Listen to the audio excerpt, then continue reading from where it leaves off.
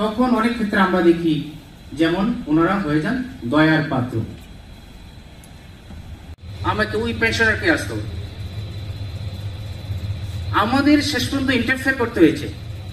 আমাদের ওনাদের ওই ব্যাংকের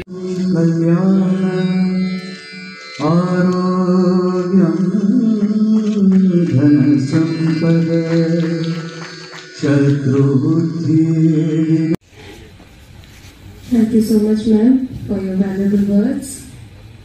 Now, I would request. থেকে বের হতে পারছেন না,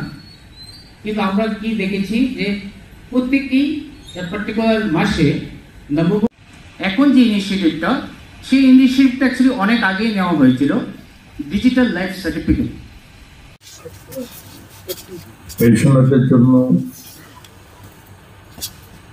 ডিজিটাল লাইফ সার্টিফিকেট এই ওয়ার্কশপের আয়োজন করা হয়েছে। উপস্থিত আছেন আমাদের রাজ্য সরকারের ফিনান্স সেক্রেটারি শ্রী অপূর্ব রায় মহাশয়, এবং উপস্থিত আছেন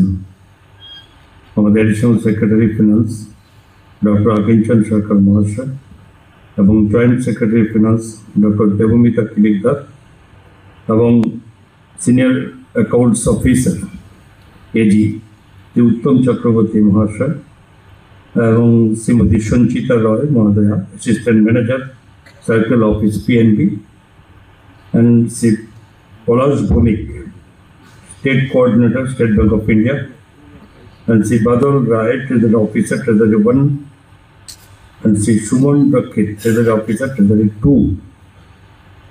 এবং অন্যান্য যারা অর্থ দপ্তরের আধিকারিকরা আছেন এবং বিভিন্ন ব্যাংকার্স থেকে যারা ব্যাংক প্রতিনিধিরা আছেন, এবং সর্বোপরি যাদের জন্য এই ওয়ার্কশপ, আমাদের প্রিয় যারা পেনশনার্স আছেন তাদের সকলের প্রতি সাংবাদিক বন্ধু, শুধু পেনশনার্স কেন, সমস্ত ধরনের সমস্ত যারা আছেন তাদের সকলকে তাদের সে সমস্ত সুযোগ, এবং অতি দ্রুত যে সরকারি কাজের একটা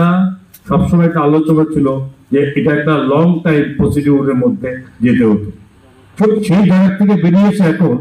খুব ফার্স্ট ওয়ার্ক আমাদের করতে হবে, এবং তার জন্য এই ব্যবস্থাপনা, এবং এটা স্বাভাবিকভাবে শুধু আজকে এই সেমিনারের মাধ্যমে শুরু হবে, কিন্তু এখানে বলেছেন সেক্রেটারি বলেছে যে এটা হওয়ার পরে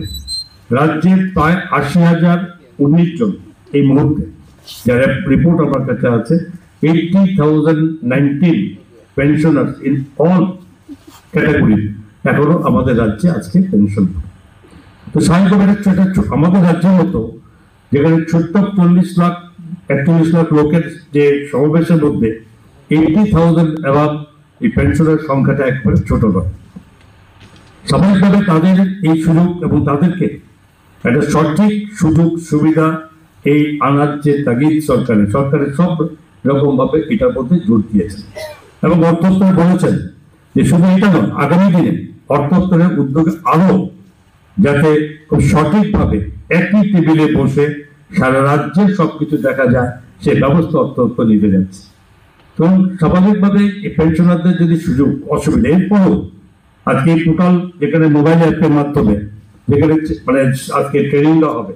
এটা হওয়ার পরও শুধু এই অল্প সংখ্যক যে পেনশনারদের মধ্যে করলে হবে না, এটা সারা রাজ্যের মধ্যে প্রতিটি ডিস্ট্রিক্টে করতে হবে, এবং ডিস্ট্রিক্টে করার পরও সেই জায়গা তো 100% পেনশন আসবে না, অনেকে জানবে আসবে, কিন্তু এটা আমাদের দায়িত্ব নিতে হবে, এর সঙ্গে যুক্ত করতে হবে অফিসিয়াল, যেখানে ট্রেজারি অফিসার থেকে শুরু করে আমাদের টোটাল অর্থ দপ্তরে বাকি সেখানে সব জায়গায় যখন যে জানতে চাইবে তাকে সেভাবে তারকে বোঝাতে হবে। আমি অবশ্যই এই সেমিনারে এখানে উপস্থিত আছেন আমাদের এজি থেকে শুরু করে ব্যাংকার্স যারা বিভিন্ন ব্যাংক থেকে আসছেন, সকলে এটার সঙ্গে যুক্ত হতে হবে, সকলে সহযোগিতা হাত বাড়াতে হবে। এটা সরকার ভেবেছে যে আমরা এইভাবে সকলের সুযোগ দেব, তখনই সেটা সম্ভব হবে যদি সমস্ত এই যাদের রিলেটেড অফিসিয়ালস, ব্যাংকার্স হোক, এজি হোক, আমাদের অর্থ দপ্তর হোক, পেনশনার যেখানে ট্রেজারি হোক, সকলকে কিন্তু এটার সঙ্গে যদি এক হাতে এক যুগে একটা টেবিলের মাধ্যমে যদি সকলে না এটাকে সাপোর্ট করে, তাহলে কিন্তু সাকসেসফুল হবে না। তো এই জায়গাতে আমাদের প্রত্যেককে এটা একটা দায়িত্ব নিতে হবে, এটা প্রত্যেকের ডিউটি। আমি ভারতীয়, আমি রাজ্যের মানুষ, আর দেশ চাইছে, সরকার চাইছে যে দেশকে সমস্ত রকম বা মানুষের সুযোগ দেওয়াটাই দেশের ডেভেলপমেন্ট। রাস্তা বানিয়ে দিলাম, বিল্ডিং বানালাম, কিন্তু সেটা দিয়ে তো সব ডেভেলপমেন্ট, সেটাও part of the development. But এটা মোস্ট ডেভেলপমেন্ট, এটা হচ্ছে মানুষ, হিউম্যান বিং। তার যদি সঠিক সুযোগ যদি সব রকম ভাবে না দেওয়া যায়, তাহলে বিকশিত ভারত, বিকশিত ত্রিপুরার অর্থই সেখানে অর্থ থাকবে না। তো মানুষের যখন সর্বদিক দিয়ে যতটুকু সম্ভব এই ডিজিটাল এই ভারতে, সুতরাং